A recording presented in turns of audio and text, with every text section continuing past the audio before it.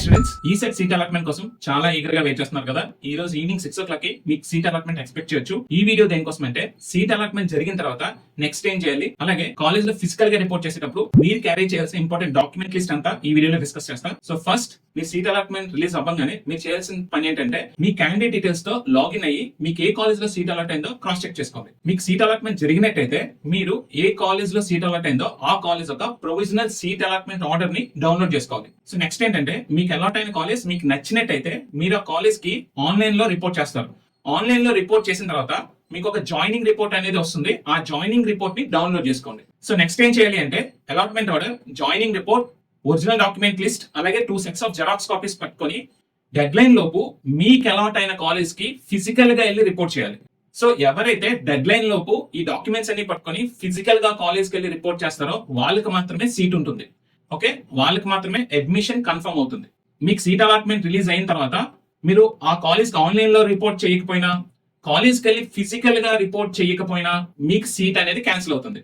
So ఈ points అన్ని గుర్తుపెట్టుకోండి. మీకు అలాట్ అయిన కాలేజ్ మీకు నచ్చినట్టయితే ప్రొవిజనల్ అలాట్మెంట్ ఆర్డర్ డౌన్లోడ్ చేసుకోండి. ఆ కాలేజ్ కి ఆన్లైన్ లోనే రిపోర్ట్ చేసేసి జాయినింగ్ రిపోర్ట్ డౌన్లోడ్ చేసుకోండి. ఒరిజినల్ డాక్యుమెంట్స్ అన్ని పట్టుకొని కాలేజ్ కి డెడ్ లైన్ లోపు వెళ్ళి ఫిజికల్ గా రిపోర్ట్ చేయండి. మీరు ఫిజికల్ గా రిపోర్ట్ చేయడానికి కాలేజ్ కి వెళ్తున్నప్పుడు మీరు ఖచ్చితంగా క్యారీ చేయాల్సిన డాక్యుమెంట్ లిస్ట్ ఇప్పుడు చెప్తాను. ఇవి కూడా ఖచ్చితంగా క్యారీ చేయాలి. ఒకవేళ మీరు ఒరిజినల్ డాక్యుమెంట్స్ కానీ తీసుకెళ్ళకపోతే మీకు అడ్మిషన్ అనేది ఇవ్వరు. సో డాక్యుమెంట్ లిస్ట్ ఏంటో చూద్దాం. చూడండి, document required for reporting at college. So me provisional allotment order అందరూ డౌన్లోడ్ చేసుకోవాలి. ఓకే, సో నెక్స్ట్ ఈ జాయినింగ్ రిపోర్ట్ ఎవరికి వస్తుంది అంటే ఎవరైతే అలాట్ అయిన కాలేజ్ కి ఆన్లైన్ లో రిపోర్ట్ చేస్తారో వాళ్ళకి మాత్రమే జాయినింగ్ రిపోర్ట్ అనేది డౌన్లోడ్ అవుతుంది. ఓకే, సో జాయినింగ్ రిపోర్ట్ కూడా పట్టుకోవాలి. సో నెక్స్ట్ మీ ఈసెట్ 2026 ర్యాంక్ కార్డ్ ఉండాలి. మీ ఈసెట్ 2026 హాల్ టికెట్ ఉండాలి. సో నెక్స్ట్ మీ ఎస్ఎస్సి లేదా CBSE are equivalent marks memos ఉండాలి. సో ఖచ్చితంగా 10th క్లాస్ మార్క్స్ మెమో ఉండాలి. ఇదే డేట్ ఆఫ్ బర్త్ ప్రూఫ్ మీకు. ఓకే, సో నెక్స్ట్ మీ డిప్లొమా మార్క్స్ మెమోస్ ఉండాలి.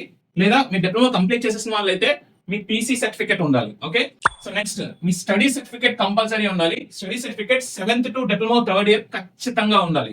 College లో రిపోర్ట్ చేసేటప్పుడు ఖచ్చితంగా స్టడీ సర్టిఫికేట్స్ అడుగుతారు. ఓకే, సో నెక్స్ట్ మీ టీసీ సర్టిఫికేట్ ఉండాలి. సో టీసీ అనేది మీరు ఏ కాలేజ్ లో చదివారో డిప్లొమా ఆ కాలేజ్ వాళ్ళు ఇస్తారు. 10th క్లాస్ టీసీ కాదు, డిప్లొమా టీసీ కావాలి. ఓకే, సో నెక్స్ట్ మీ క్యాస్ట్ సర్టిఫికేట్ ఉండాలి. నెక్స్ట్ మీ ఇన్కమ్ సర్టిఫికేట్ ఉండాలి. ఇన్కమ్ సర్టిఫికేట్ ఎందుకు అంటే ఫీ రియంబర్స్మెంట్ ఎవరికి కావాలో వాళ్ళందరూ కూడా ఇన్కమ్ సర్టిఫికేట్ సబ్మిట్ చేయాలి. నెక్స్ట్ ఆధార్ కార్డ్ ఉండాలి, స్టూడెంట్ ఆధార్ కార్డ్ ఉండాలి. Okay, so next passport size photos తీసుకెళ్ళండి. మినిమం ఒక 5 పాస్పోర్ట్ సైజ్ ఫొటోస్ తీసుకెళ్ళండి. ఎందుకంటే మీకు అడ్మిషన్ అవుతున్నప్పుడు మీ కాలేజ్ ఐడికి అలాగే మీ ప్రొఫైల్ కి ఒక ఫోటో పెడతారు. అలాగే నెక్స్ట్ లైబ్రరీ కార్డ్ సీట్ అన్నిటికీ కూడా ఫొటోస్ అవసరం పడతాయి. ఓకే, మైనారిటీ సర్టిఫికేట్ ఎవరికి అంటే ఎవరైతే మైనారిటీ స్టూడెంట్స్ ఉన్నారో మీరు మైనారిటీ సర్టిఫికేట్ సబ్మిట్ చేయాల్సి ఉంటుంది. So next OC EWS certificate. So ఈ సర్టిఫికేట్ ఎవరు సబ్మిట్ చేయాలంటే ఎవరైతే అప్లికబుల్ ఓసీ ఈడబ్ల్యూఎస్ స్టూడెంట్స్ ఉంటారో వాళ్ళు ఓసీ ఈడబ్ల్యూఎస్ సర్టిఫికేట్ కూడా సబ్మిట్ చేయాలి. So next special category students ఎవరైనా ఉంటే NCC, NSS, cap, pH students ఉంటే మీరు ఈ సర్టిఫికేట్స్ కూడా సబ్మిట్ చేయాల్సి ఉంటుంది. సో నెక్స్ట్ ఇంపార్టెంట్ నోట్ ఏంటంటే ఈ పైన చెప్పిన డాక్యుమెంట్స్ అన్ని కూడా ఒరిజినల్ కాపీసే తీసుకెళ్ళాలి. అలాగే వీటితో పాటు 2 sets ఆఫ్ జెరాక్స్ కాపీస్ కూడా తీసుకెళ్ళాలి.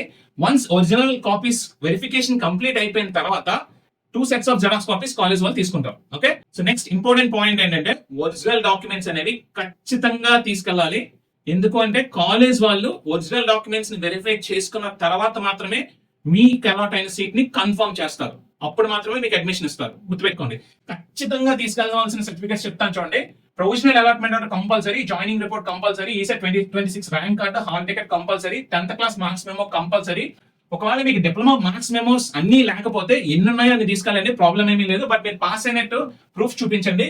So next study certificate compulsory. ఒకవేళ మీకు టీసీ ఇంకా డిప్లొమా కాలేజ్ వాళ్ళు ఇవ్వకపోతే నో వరీ, వాళ్ళు టైం ఇస్తారు టీసీ సబ్మిట్ చేయడానికి. బట్ మీరు ఒక 1-2 months లో టీసీ అయితే సబ్మిట్ చేయాల్సి ఉంటుంది. ఇది మాత్రం గుర్తుపెట్టుకోండి. Next caste compulsory, income certificate compulsory, Aadhaar card compulsory, passport size photos compulsory. And ఈ రిజర్వేషన్ మైనారిటీ, ఓసీడబ్ల్యూఎస్ లేదా స్పెషల్ కేటగిరీ రిజర్వేషన్స్ ఎవరికైతే ఉన్నాయో వాళ్ళ సర్టిఫికేట్స్ కంపల్సరీ ఒరిజినల్ డాక్యుమెంట్స్ ఇవ్వాల్సి ఉంటుంది. ఓకే, సో ఇక్కడ ఏంటంటే టీసీ అలాగే డిప్లొమా మార్క్స్ మెమోస్ లేకపోయినా మీరు వరీ అవ్వద్దు, వాళ్ళు యాక్సెప్ట్ చేస్తారు. బట్ రిమైనింగ్ డాక్యుమెంట్స్ అన్ని కూడా ఒరిజినల్ డాక్యుమెంట్స్ ఉండాలి కాలేజ్ లో రిపోర్ట్ చేసేటప్పుడు. అలాగే ఆ డాక్యుమెంట్స్ యొక్క జెరాక్స్ కాపీస్ కూడా తీసుకెళ్ళండి. ఓకే, హోప్ ఈ రోజు ఈవినింగ్ 6 o'clock కి సీట్ అలాట్మెంట్ జరగాలని కోరుకుందాం.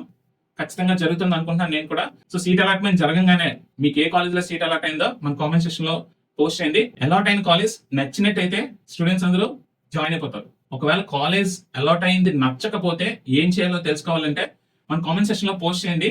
సో దాని మీద ఒక వీడియో చేస్తాను.